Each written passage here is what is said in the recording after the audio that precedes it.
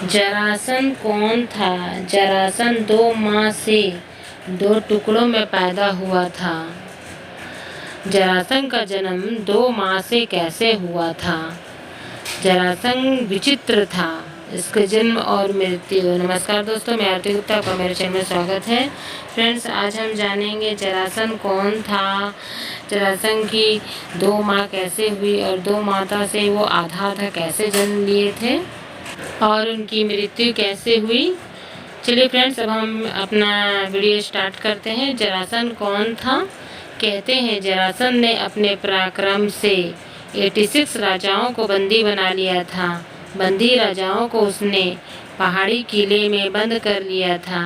यह भी कहा जाता है कि जरासंध 100 राजाओं को बंदी बनाकर किसी विशेष दिन उनकी बलि देना चाहता था, जिससे कि वो चक्रवर्ती सम्राट बन सके।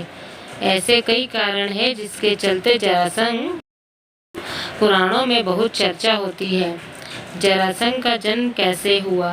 मगध के सम्राट बृहद्रथ के 2 पत्नियां थीं। जब दोनों से कोई संतान नहीं हुई तो एक दिन वे महात्मा चंड कौशिक के पास गए और उनको अपनी समस्या बताई। महात्मा चंडी कौशिक ने उन्हें एक फल दिया और कहा कि ये फल वे अपनी पत्नी को खिला देना, इससे संतान की प्राप्ति होगी। राजा ने वो फल काटकर अपनी दोनों पत्नी को खिला दिया। फल लेते वक्त राजा ने ये नहीं पूछा था कि इसे मैं अपने दोस्त दोनों पत्नी को कैसे खिला सकता हूँ। फल को खाने से दोनों पत्नी गर्भवती हो गई, लेकिन जब गर्भ से शिशु निकला तो वो आधा आधा था, अर्थात आधा पहली रानी के गर्भ से आधा हुआ और आधा दूसरी रानी के गर्भ से।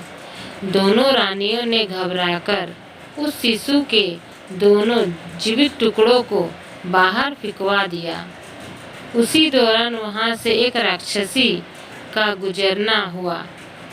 जब उसने जीवित शिशु के 2 टुकड़े को देखा तो उसने अपनी माया से उन दोनों टुकड़ों को आपस में जोड़ दिया और वो शिशु एक हो गया।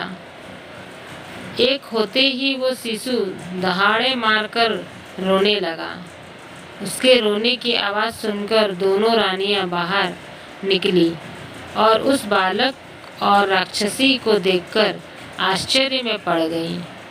एक ने उसे गोद में ले लिया। तभी राजा बृहद्रथ भी वहां आ गए और उन्होंने वहां खड़ी उस राक्षसी से उसका परिचय पूछा। राक्षसी ने राजा को सारा किस्सा बता दिया। उस राक्षसी का नाम जरा था। राजा बहुत खुश हुए और उन्होंने उस बालक का नाम जरासंध रख दिया, क्योंकि उसे जरा नामक राक्षसी ने संधित यानी कि जोड़ा था।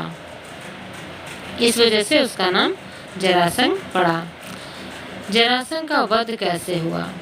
जरासंध की खासियत यह थी कि वो युद्ध में मरता नहीं था। वो अक्सर मल्ल युद्ध और द्वंद्व युद्ध लड़ने का शौकीन था। उसके राज्य में कई अखाड़े थे। वो कृष्ण का कट्टर शत्रु भी था। कृष्ण ने जरासंध का वध करने की योजना बनाई। योजना के अनुसार भगवान श्री कृष्ण, भीम और अर्जुन ब्राह्मण के वेश में जरासंध के पास पहुंच गए और उसे कुश्ती के लिए ललकारा, लेकिन जरासंध समझ गया कि वे ब्राह्मण नहीं। तब कृष्ण ने अपने वास्तविक परिचय दिया। कुछ सोचकर अंत में जरासंध ने भीम से कुश्ती लड़ने का निश्चय किया। अखाड़े में राजा जरासंध और भीम का युद्ध कार्तिक कृष्ण प्रतिपदा में 13 दिन तक लगातार चलता रहा। इस दिन में भीम ने जरासंध को जंघा से उखाड़कर कई बार टुकड़ों कर दिए। टुकड़े कर दिए, लेकिन वे टुकड़े हर बार जुड़कर फिर से जीवित हो जाता और जरासंध फिर से युद्ध करने लगता। भीम लगभग थक ही गए थे। 14वें दिन श्री कृष्ण ने एक तिनके को बीच में से तोड़कर उसके दोनों भाग को विपरीत दिशा में फेंक दिया। भीम श्री कृष्ण का इशारा समझ गए और उन्होंने वही किया।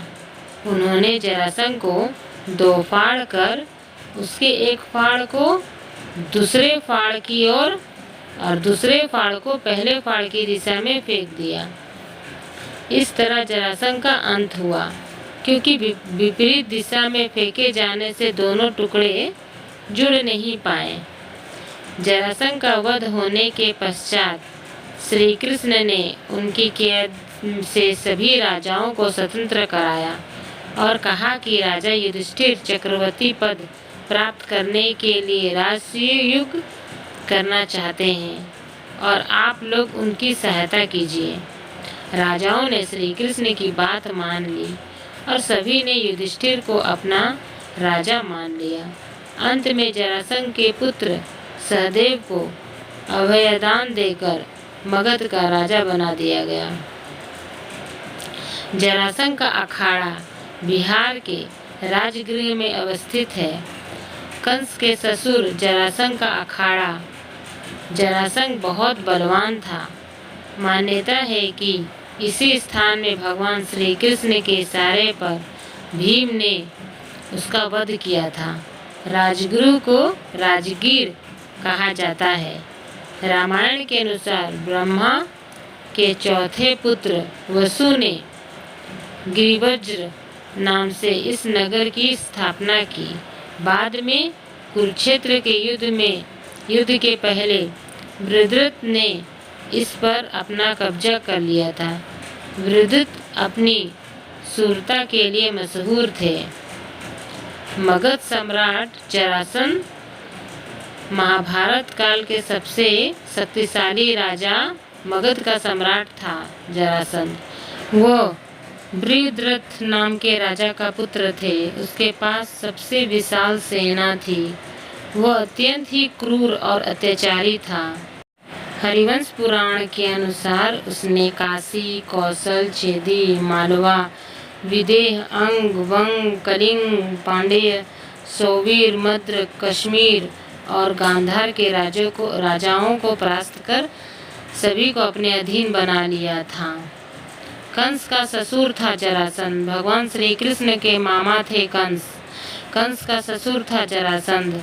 कंस के वध के बाद भगवान श्री कृष्ण को सबसे ज्यादा यदि किसी ने परेशान किया है तो वो है जरासंध।